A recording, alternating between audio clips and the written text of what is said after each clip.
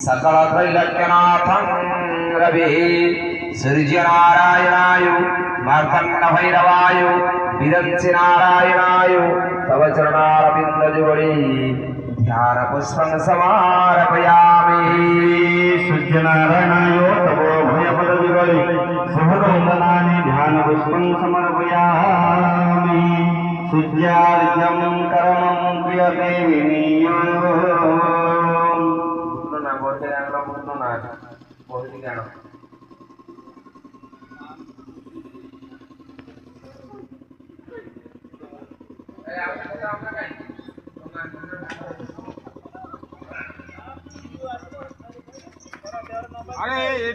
vitamin D को लाने दिन 8टा करा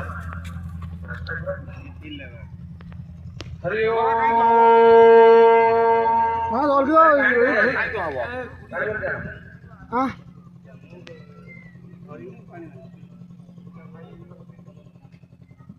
उठनो ना बही